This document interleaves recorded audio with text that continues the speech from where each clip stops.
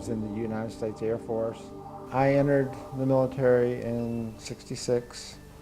My basic training would have been in San Antonio. From there, I went to Altus Air Force Base in Oklahoma. From there to Vietnam, from Vietnam to Greece, and was discharged honorably in Greece and returned back to the States. This was, as you know, 30 years or more ago. This happened in Altus, Oklahoma on a SAC Air Force Base. I was guarding a B-52. Could you tell the viewers what a SAC is? SAC is Strategic Air Command. I was on guard duty guarding a B-52 bomber in the bomber area, which is divided in two sections with what we call the hurry house in the middle, and that's where the officers and the flight crew stay on ready if they're on alert to disperse to the planes quickly. And on this would have been like on the summer of 1967, is the closest, sometime in the summer period there. We were on guard duty. There were, I think, like approximately 4 planes on each side. And it would have been at night, probably late, midnight, to probably sometime in the morning, between that period of time, when over one of the B-52s, which were armed with nuclear weapons, there appeared a bluish haze, almost in the form of a boomerang or a wing shape. And in this haze, there was a glittery light. We had no idea what this was.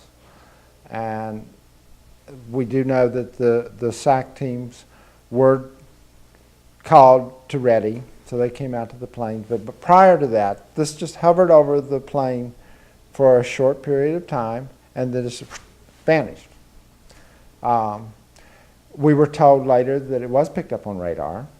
It wasn't as if you actually saw it glide away. It was like in a wisp, it was gone. It covered most of the wingspan of a B-52. Now, what that would be in feet or meters or anything like that, I have no idea. But it was large. It was large, but it was also very transparent. It was not a solid mass. It was not what you would think of if you think of a UFO, and at that time we had no idea. This was something that actually showed up on radar, and the perimeter guard saw it, and the other people on the other post, because there's one person per B-52 bomber. Really? Yes, and there's a red zone around that bomber that you're not allowed anyone in it. So even the guard itself does not go past that red line. So there are other people that saw it. Just above it. Just above it. I'm talking like no more than 20 feet. It was just, I mean, just above eye level. A B-52's high to begin with, but when you looked at it, it was just above it. The alarm in the hurry house must have went off because they came out to the planes. And what did they do? They board the planes and they start them up and are ready to taxi to take off whenever notified.